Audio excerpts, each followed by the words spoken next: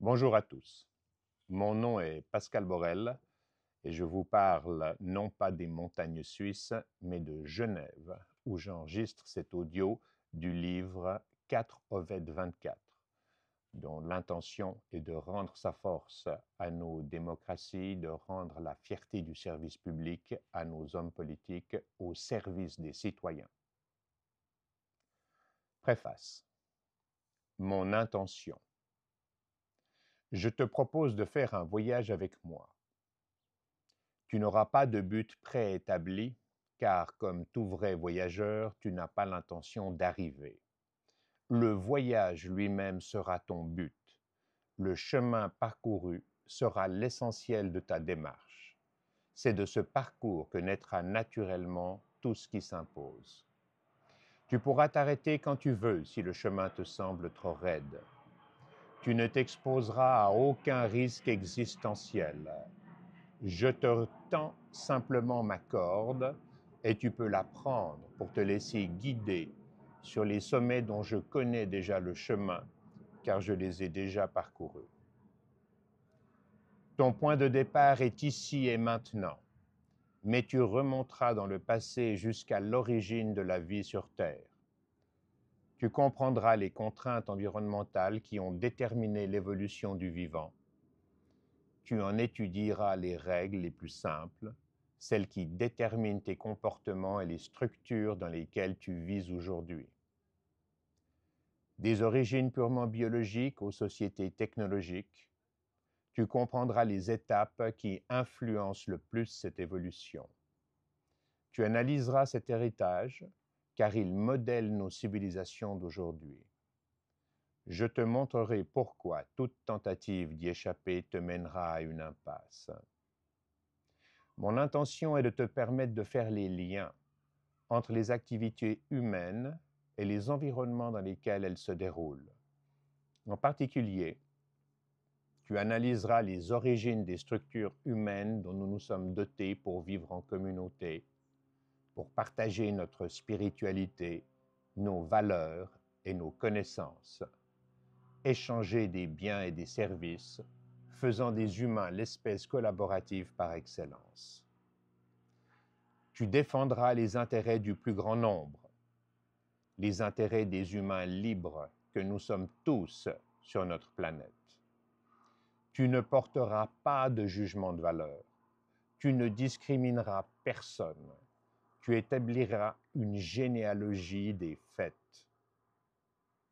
Tu comprendras les forces créatrices de nos systèmes politiques, éducatifs, médicaux, financiers, industriels, et par quels mécanismes tous ces secteurs d'activité sont liés.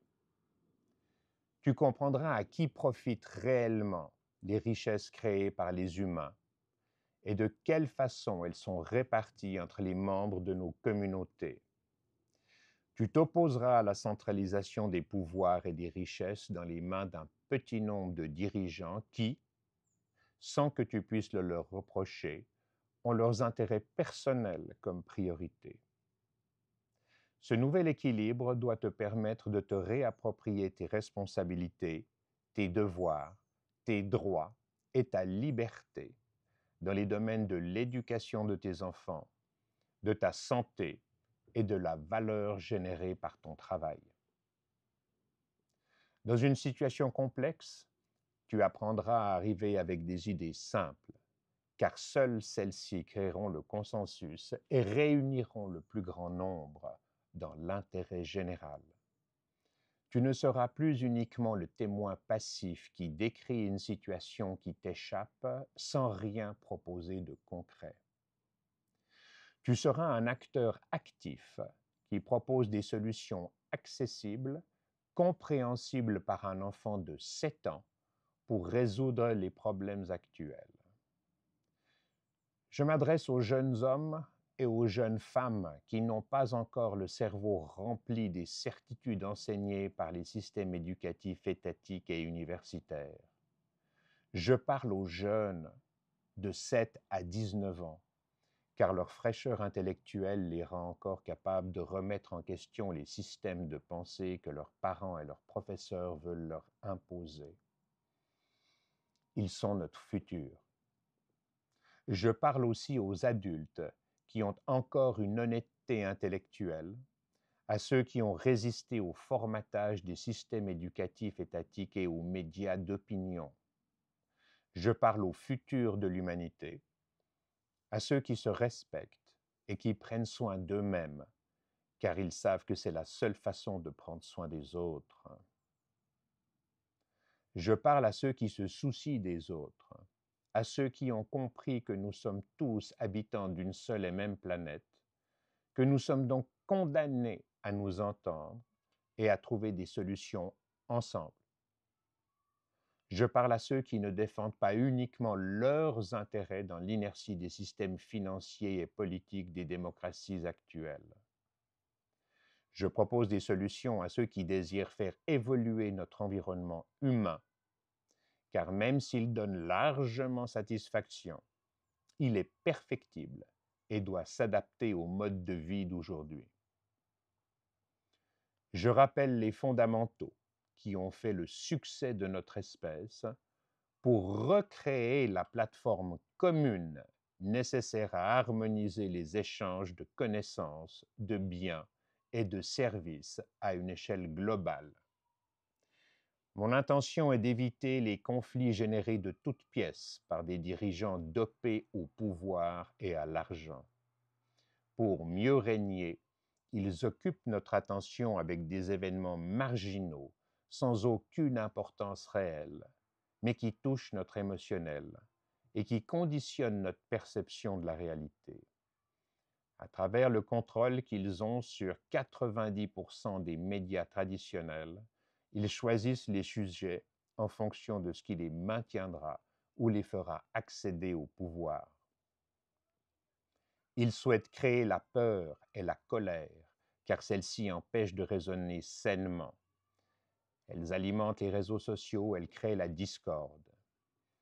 Ils inventent des dangers qui n'existent pas, mais auxquels tu crois, pour te maintenir dans la peur et te tenir sous contrôle. Ce faisant, ils savent qu'ils généreront la division et les disputes jusqu'au sein même des familles. Ils savent que la seule façon de prolonger leur règne est de nous diviser.